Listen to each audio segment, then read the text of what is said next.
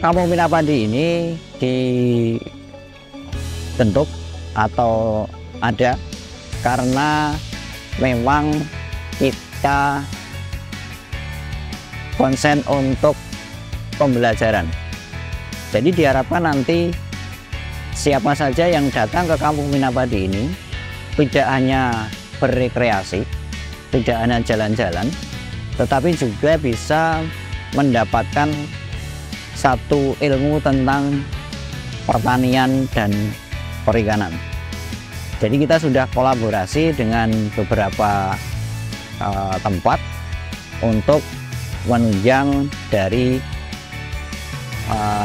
pelatihan perikanan dan pertanian di Kampung Minapadi sekarang ini.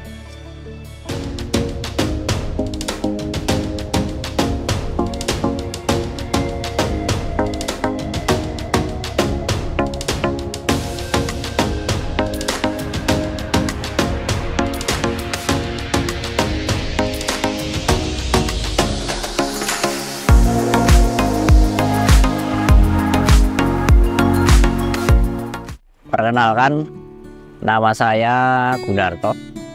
Saya salah satu pengelola dari Kampung Minapadi ini.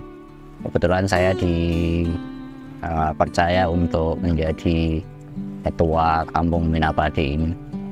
Jadi awal terbentuknya Kampung Minapadi ini itu dari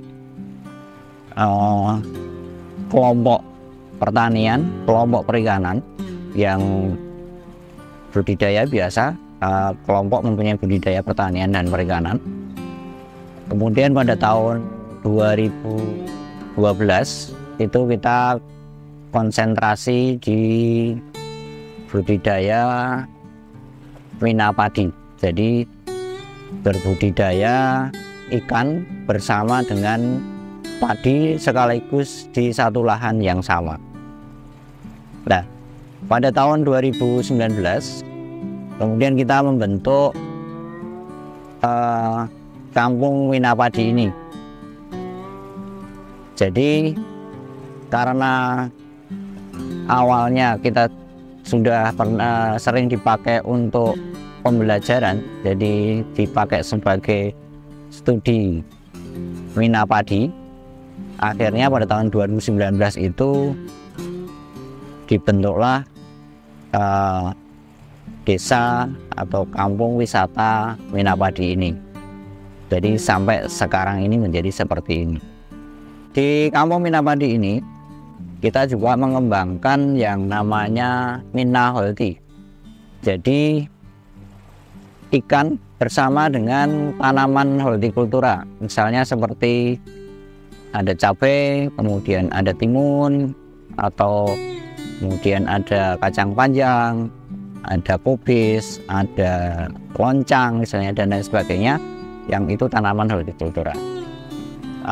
Padi yang kita kembangkan di sini itu padi lokal ada, kemudian padi nasional juga ada. Misalnya ada padi sembada hitam, sembada merah, kemudian padi mentik wangi, kemudian Ciherang, PR64, ya. Jadi bermacam-macam padi kita budidayakan di sini.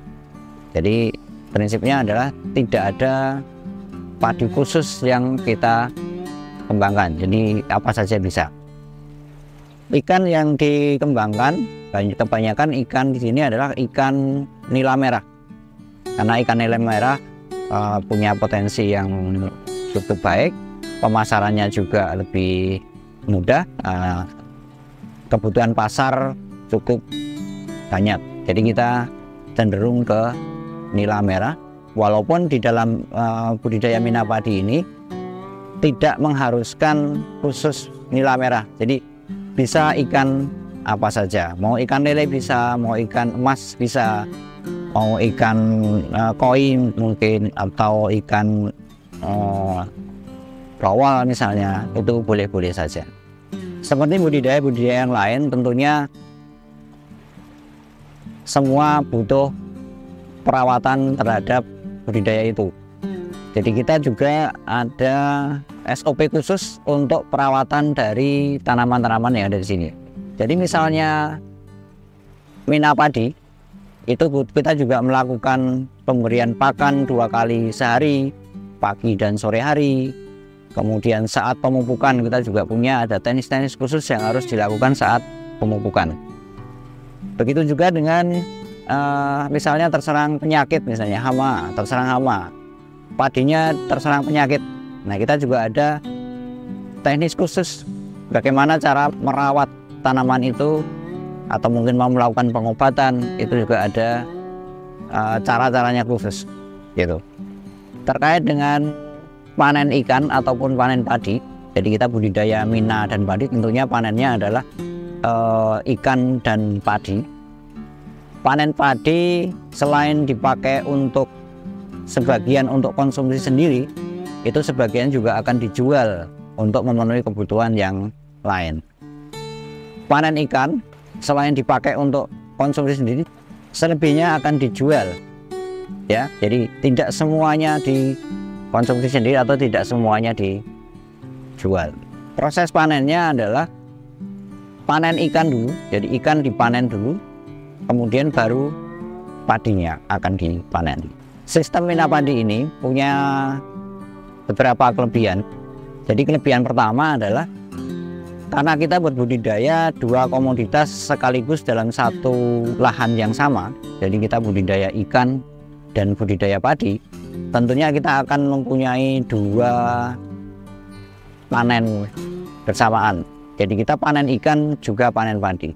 Secara ekonomis pastinya akan meningkatkan pendapatan. Tetapi di dalam satu budidaya itu tidak menutup kemungkinan ada kendala-kendala yang ditemui. Jadi kendala utama yang kita temui di sini adalah masalah hama terhadap ikannya. Ya, ikan ada beberapa hama yang perlu diwaspadai di situ. Jadi seperti misalnya ada burung, kemudian ada yang paling meresahkan adalah berang-berang air. Jadi kalau orang Jawa menyebutnya regul. Jadi hama yang perlu diperhatikan. Kampung Mina Padi ini dibentuk atau ada karena memang kita konsen untuk pembelajaran. Jadi diharapkan nanti siapa saja yang datang ke Kampung Mina Padi ini tidak hanya berrekreasi, tidak hanya jalan-jalan, tetapi juga bisa mendapatkan satu ilmu tentang pertanian dan perikanan.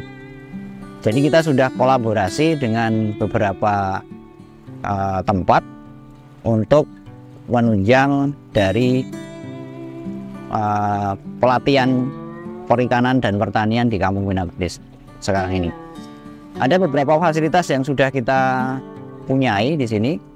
Jadi ada tempat untuk pertemuan, kemudian ada unit pengolah ikannya, jadi bisa belajar pengolahan ikan, juga bisa melakukan kegiatan misalnya outing untuk siswa-siswa sekolah, biasanya untuk outing kelas, atau bisa mau makrab ada camping groundnya, ya. Jadi ada beberapa yang bisa fasilitas yang bisa dilakukan di Kampung Mina Padi ini selain belajar tentang budidaya mina padi, ugadi atau mina holti atau mungkin teknologi perikanan yang lain.